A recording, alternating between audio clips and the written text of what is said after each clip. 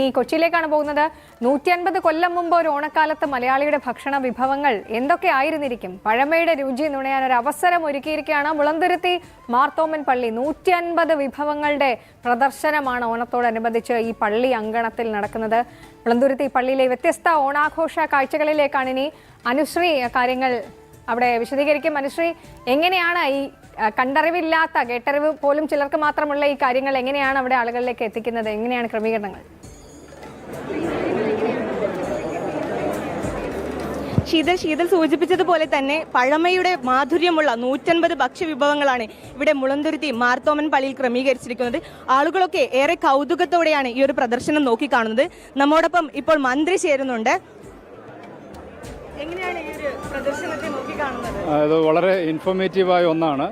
ഇവിടെ ഒരു 150 വർഷം മുമ്പുള്ള ഒരു അടുക്കള തന്നെ ക്രിയേറ്റ് ചെയ്ത് കാണാൻ കഴിയും.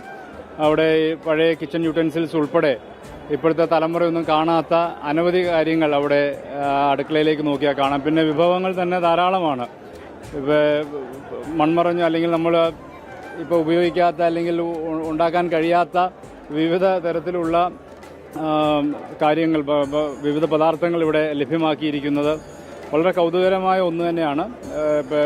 പിടിയും കോഴി ഇപ്പോഴും ഉപയോഗിക്കാറുണ്ടെങ്കിൽ പോലും അധികം കോമൺ അല്ല ഇപ്പോഴും അതൊക്കെ. അങ്ങനെയുള്ള സാധനങ്ങൾ ഉൾപ്പെടെ ധാരാളം ഐറ്റംസ് ഇവിടെ അവർ ഉണ്ടാക്കി വെച്ചിരിക്കുന്നത് കാണാൻ കഴിഞ്ഞു. അപ്പോൾ അത് വലിയൊരു അധ്വാനം ഇതിൻ്റെ പിന്നിലുണ്ട്.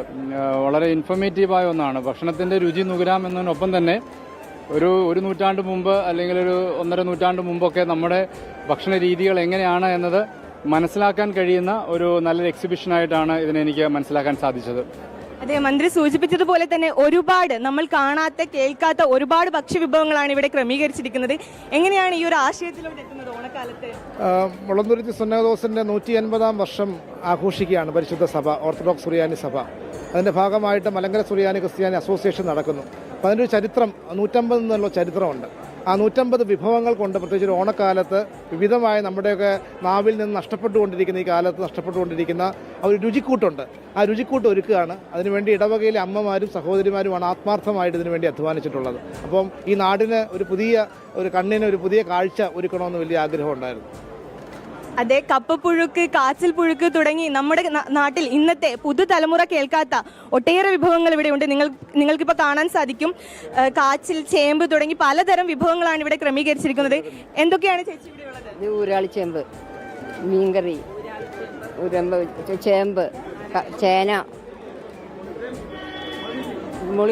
ഇതിന്റെയൊക്കെ ഒരു ക്രമീകരണങ്ങളൊക്കെ ആദ്യം തന്നെ ഈ 150 വർഷം തികണേൻ്റെ ഒരു പ്രാധാന്യം ഉണ്ടല്ലോ. അപ്പോൾ അതിനെന്തെങ്കിലും ഒരു ആഘോഷമാകണം, സഭയിൽ എല്ലാവരും ശ്രദ്ധിക്കണം എന്നുള്ള ഒരു ആഗ്രഹം ഉണ്ടായിരുന്നു. അങ്ങനെ ഇവിടെ കമ്മിറ്റി അംഗങ്ങളെല്ലാം കൂടി തീരുമാനിച്ച് എടുത്തതാണ്. അപ്പോൾ അന്നത്തെ കാലത്ത് നമ്മുടെ കാരണവന്മാർ ഉപയോഗിച്ചിരുന്ന ഭക്ഷണം എല്ലാം വേണം. അതുപോലെ തന്നെ അന്ന് ഉപയോഗിച്ചിരുന്ന ഉപകരണങ്ങൾ വേണം. അന്ന് ഉപയോഗിച്ചിരുന്ന വസ്ത്രധാരണം വേണം. അപ്പോൾ അത് 25-ാം തീയതി അത് വസ്ത്രധാരണം അന്നാണ്. പതാക ഘോഷയാത്രയെ സ്വീകരിക്കുന്നതോടനുബന്ധിച്ചാണ് വസ്ത്രധാരണം നടക്കുന്നത്.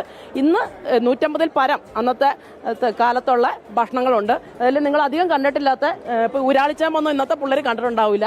പിന്നെ ഉള്ളത് അവിടെ ഒരു പണിയപ്പമുണ്ട്.